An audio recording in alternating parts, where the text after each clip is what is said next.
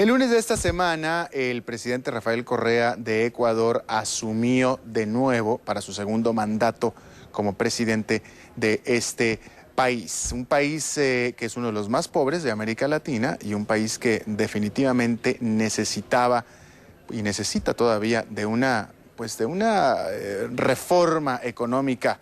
Un país que necesitaba un cambio grande. La pregunta es, ¿ha resultado las reformas que ha hecho el presidente Rafael Correa hasta este momento? En materia económica, básicamente, podemos haberle preguntado a muchas gentes, escogimos solamente a un caso. Está con nosotros Blasco Peña Herrera, presidente de la Federación de Cámaras de Comercio de Ecuador, a quien agradezco la visita a nuestros estudios de Miami. Señor Peña Herrera. Gracias, Alberto. A ver, a la distancia, claramente en Ecuador necesitaba hacer algo porque la situación en la que estaba era insostenible. Ustedes estaban cambiando de presidente una vez cada 18 meses. Entonces, en ese sentido, yo creo que hasta ahora a la distancia se ve un buen cambio y estabilidad política en este momento en Ecuador que no había. La pregunta es, hoy, económicamente hablando, ¿las cosas están mejor en Ecuador que antes o no? Lamentablemente no. Y lamentablemente, lo digo no por ser pesimista, no por estar con o contra el gobierno. Porque no por ser pelucón, como dicen por allá. No, porque lamentablemente las cifras lo dicen así. Ajá. Hoy nuestro país, es decir, el Producto Interno Bruto, tiene perspectivas de tener un decrecimiento del 2%, esos son datos del Fondo Monetario Internacional. Hoy tenemos más desempleo que cuando Rafael Correa comenzó su primer mandato. Déjame te hago una pregunta, Peña Herrera, sí. Porque acá, por supuesto que Rafael Correa va a decir, bueno, es que todo el mundo está igual, y yo creo que tendría razón porque hay una recesión global. La pregunta es, ¿qué es lo que no... ¿Qué promesa no ha cumplido Rafael Correa en materia económica? ¿Qué le ha faltado hacer? Mira, muchísimas, bueno, tal vez dentro de las promesas de Rafael Correa, él está siguiendo el libreto o el guión del presidente Chávez, el guión de Cuba, es decir, no ha habido un cambio en lo que él prometió la primera vez que fue elegido y lo que ha puesto en marcha. Lamentablemente lo que ha puesto en marcha no ha funcionado para nuestro país, porque si bien estamos viviendo todos una crisis mundial, el Ecuador en los últimos 2 años recibió la mayor cantidad de recursos que ha recibido en su historia. Somos un país petrolero.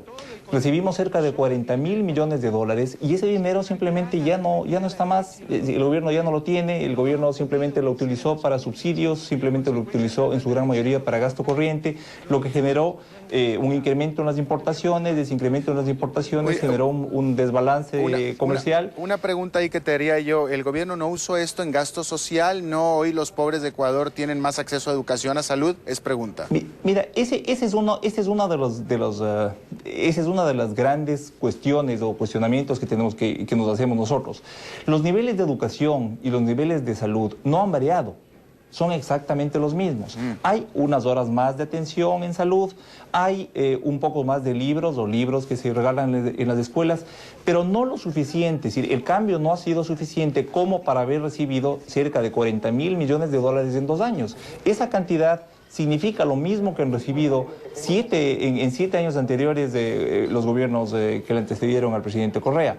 Nuestro país hoy es menos competitivo que antes. Es menos competitivo porque lamentablemente no hay seguridad jurídica.